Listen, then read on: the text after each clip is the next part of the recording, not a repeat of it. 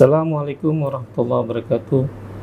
Pertama sekali, marilah kita panjatkan puji syukur kehadirat Allah Subhanahu wa taala, karena dengan rahmat dan karunia-Nya kita masih diberikan kesempatan hidup dan kenikmatan yang lainnya, sehingga kita masih bisa beraktivitas pada hari ini. Selanjutnya, selawat dan salam atas junjungan Nabi besar Muhammad sallallahu alaihi wasallam, karena dengan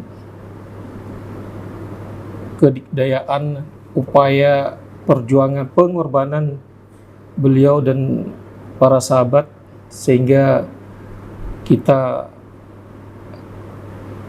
merasakan di mana dulu hidup dalam masa peradaban jahiliyah, dan sekarang kita temukan di mana peradaban itu di masa ilmu pengetahuan yang Islamiyah seperti yang kita rasakan sekarang ini. Baiklah, pada kesempatan ini izinkan saya memperkenalkan diri. Nama saya adalah Dr. Said Aslan, SEMPD, yang memegang mata kuliah pengembangan kurikulum dan pembelajaran pada program studi S1 Pendidikan Guru Sekolah Dasar, Fakultas Social Science dan Ilmu Pendidikan, Universitas Ubudiyah Indonesia.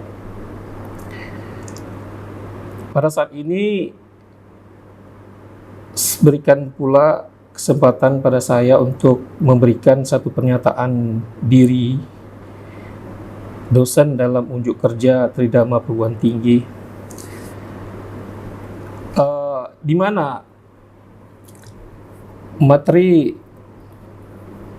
mata kuliah yang saya ampu itu terdiri dari 14 materi, dan dalam setiap pertemuan masing-masing satu materi. Di antaranya terkait dengan konsep dasar dan berbagai pengertian kurikulum. Yang kedua, prinsip-prinsip pengembangan kurikulum. Yang ketiga, kurikulum pada hakikatnya. Seterusnya, keempat adalah peranan dan fungsi kurikulum. Lalu yang kelima, landasan. Lalu yang keenam, komponen-komponen kurikulum. Yang ketujuh, model-model pengembangan kurikulum. Pada pertemuan 8 kita melaksanakan ujian tengah semester.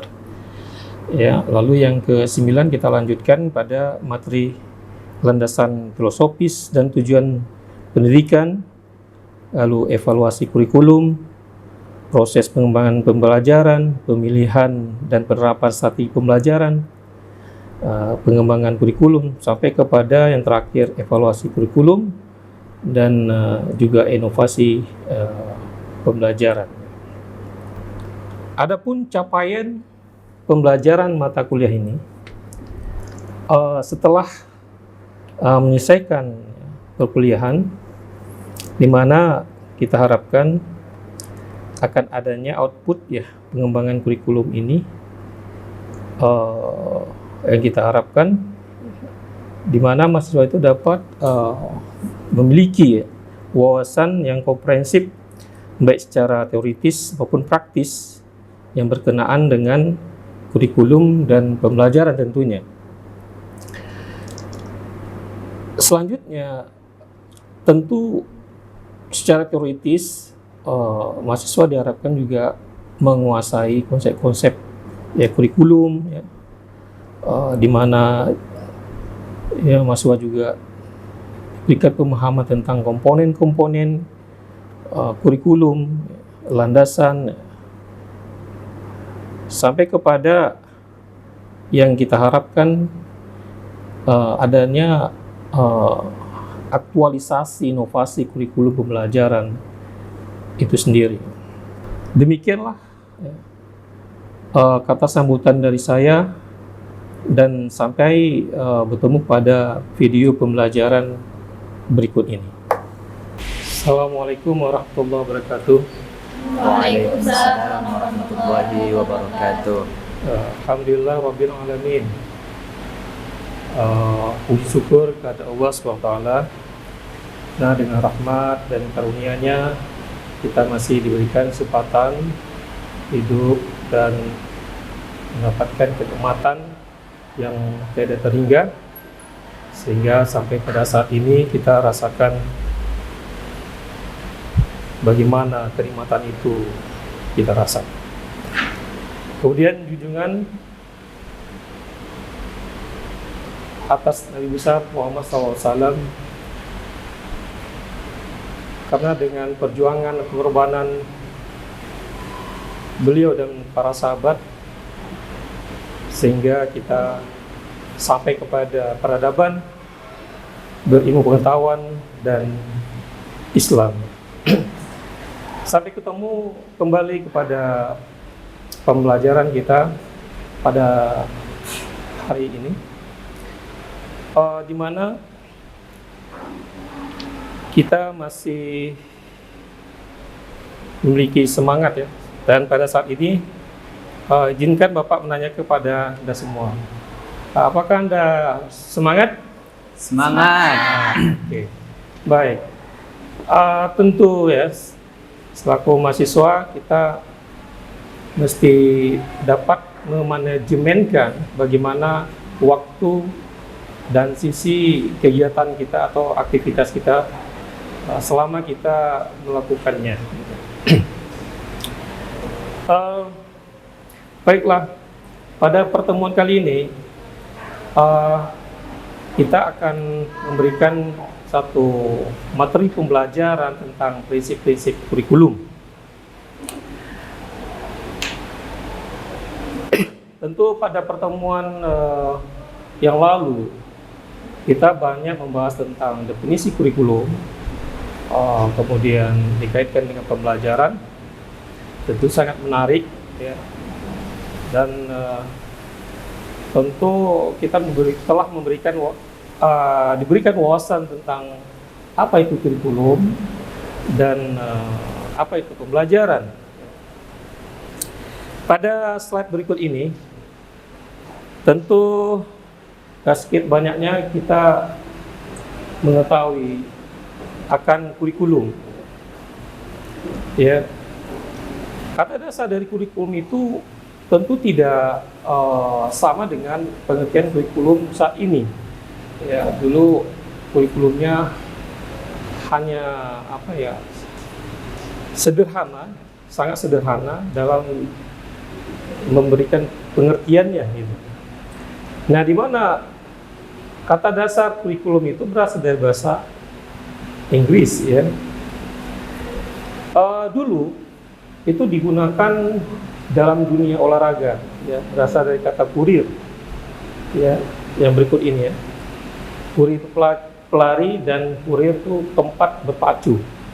Nah, dari gambaran ini jelas bahwa kurikulum ini sebuah materi ya, yang terencana, di mana kita harus siap untuk mencapai. Ibarat seorang pelari tadi ya, dia punya perencanaan kuat. Sebelum dia ikut dan turnamen lari, dia tentu sudah mempersiapkan diri tentang kekuatannya ya, otot-ototnya dan seterusnya. Dan begitu juga kurikulum dalam pembelajaran. Ini adalah satu rencana ya,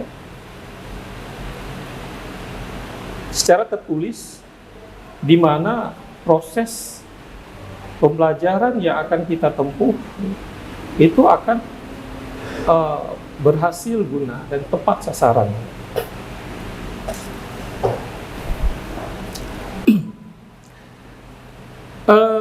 Ada banyak pengertian kurikulum yang disinyalir oleh pakar-pakar pendidikan, ya. Baik itu dari luar negeri maupun dalam negeri. Seperti Harold B. Alberti ini, ya, memandang kurikulum sebagai semua kegiatan yang diberikan kepada siswa di bawah tanggung jawab sekolah, ya. Atau all of the activities that are provided for the student by the school. Kurikulum tidak dibatasi pada kegiatan di dalam kelas saja, ya, tetapi mencakup juga kegiatan-kegiatan dilakukan oleh siswa di luar kelas. Ada beberapa pakar pendidikan luar negeri seperti Saylor, Alexander, dan Lewis, ya, ini lebih kurang juga memberikan pandangan-pandangan yang berkaitan dengan apa yang ingin dicapai dalam satu pembelajaran. Yang pakar dalam negeri seperti Hamid Hasan ini juga memberikan komentar, ya, sebenarnya kurikulum bukanlah merupakan sesuatu yang tunggal. Ya, istilah kurikulum menunjukkan berbagai dimensi pengertian, sehingga perlu dicatat bahwa definisi kurikulum itu tidak hanya dibatasi oleh satu dimensi pandangan, ya, perspektif, tapi ada banyak, ya, pendapat tentang kurikulum. Ada 4 sekurang-kurangnya, ya, dimensi kurikulum.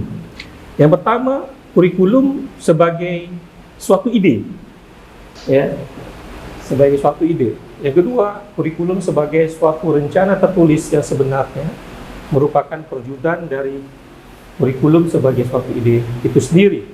Yang ketiga, kurikulum sebagai suatu kegiatan yang sering pula disebut dengan istilah kurikulum sebagai suatu realita atau implementasi kurikulum, ya, baik itu secara teoritis, ya, yang akan diimplementasikan dalam suatu rencana tertulis. Nah, yang berikutnya, kurikulum sebagai suatu hasil yang merupakan konsekuensi dari kurikulum sebagai suatu kegiatan. Nah, ada dalam skema, ya, berikut diberikan satu gambaran bahwa ide itu adalah hal yang pertama, ide atau gagasan, ya, seseorang yang ingin berjalan, ingin menuju satu tujuan, itu pasti harus mempunyai rencana terlebih dahulu, ya. Jadi makanya setiap kita itu memiliki ide, gagasan, itu sangat penting. Nah, lalu apa yang berikutnya? Setelah gagasan itu ada, ide itu ada, maka kita bisa tuangkan ke dalam sebuah rencana tertulis, ya, khusus, ya, dalam satu kurikulum pembelajaran.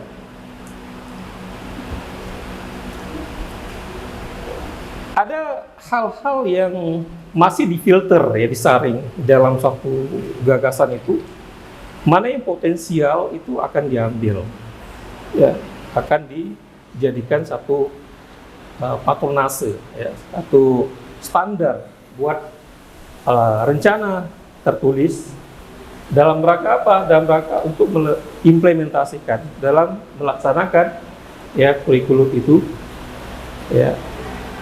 Di dalamnya adalah bagaimana kita mengaktualisasikan, ya, proses pembelajaran mengajar, ya, sehingga kita akan mendapatkan hasil yang maksimal.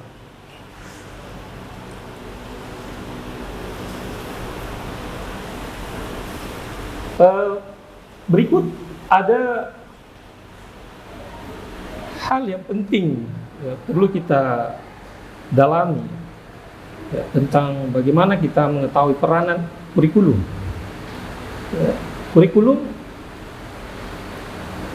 ini, ya, setidaknya memiliki, ya, 3 peranan, ya, yang sangat penting, yaitu peranan konservatif, peranan kritis atau evaluatif, dan peranan kreatif. Itu menurut Hamalik.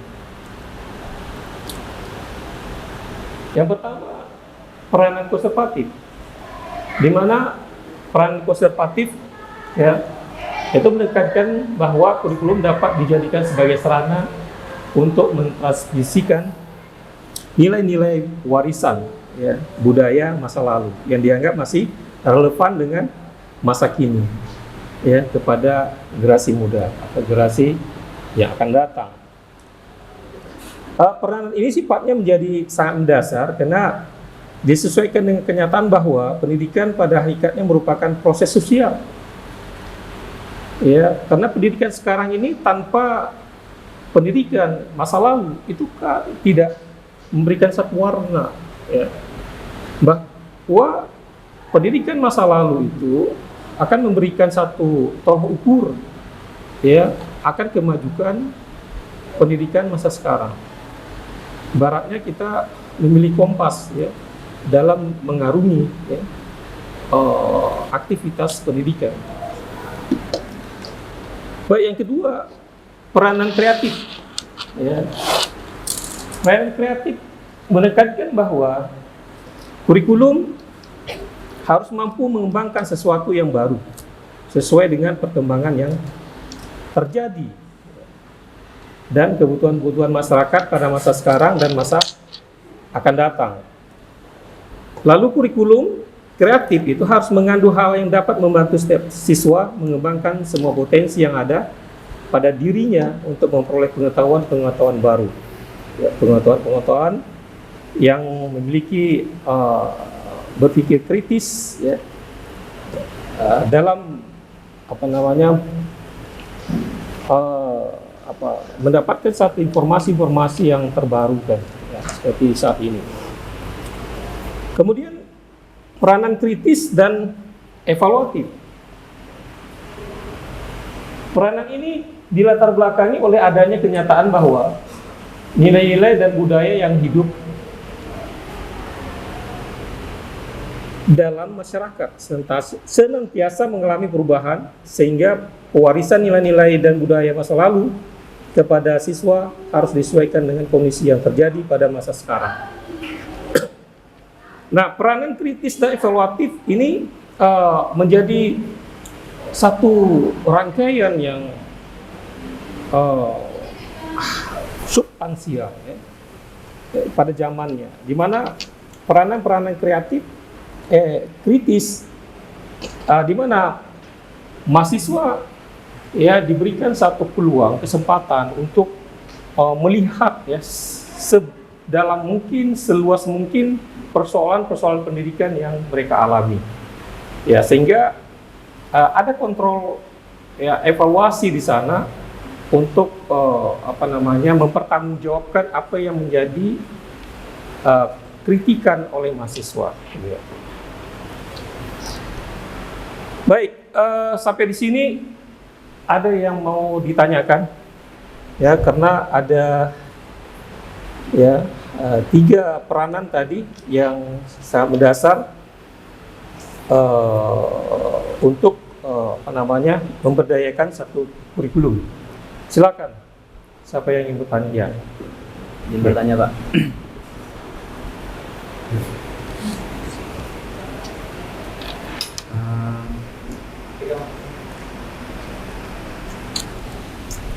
Tadi kan Bapak sudah menyampaikan tentang peranan kurikulum. Ada peranan kurikulum yang konservatif, ada yang evaluatif, ada yang kreatif. Jadi di sini saya ingin bertanya kepada Bapak, menurut Bapak bagaimana peranan kurikulum yang kreatif itu? Sekian, Pak. Oke, ya. Seperti yang kita ketahui pada teori ya, konsep ya, kurikulum secara kreatif yang tadi ya, di mana ya perkembangan yang terjadi itu menurut kebutuhannya ya. Jadi kita diperlukan ada satu ya kerjasama yang solid ya di antara ya pihak sekolah atau pihak organisasi, pihak kampus ya, yang memberikan sebuah instruksi ya, atau yang memberikan standarisasi kurikulum itu kepada mahasiswa ya, lalu mahasiswa mengerjakan, dan itu adalah bagian dari unsur-unsur yang terikat. Kemudian kurikulum kreatif ini juga tidak terpisah dengan keikutsertaan masyarakat. Ya, karena masyarakat ini adalah salah satu komponen yang mengamati proses pendidikan khususnya yang kita jalani sekarang ini. Jadi jangan kita anggap bahwa kepedulian masyarakat itu tidak berarti. Ya. Ternyata kontrol sosial oleh masyarakat memberikan ya, satu substansi tersendiri ya, untuk meningkatkan atau memberdayakan ataupun bagaimana kurikulum itu bisa dipertahankan baik atau tidak. Nah, kalau kita di sekolah ya, tentu kita melibatkan antara guru dengan siswa, ya, siswa dengan wali murid, komite sekolah, dan masyarakat. Ya, karena komponen tersebut atau unsur-unsur tersebut menjadi satu hal yang komprehensif buat menunjang, mensupport kurikulum itu menjadi kreatif. Demikian. Ada yang lain? Silakan. Ya, Lasmi.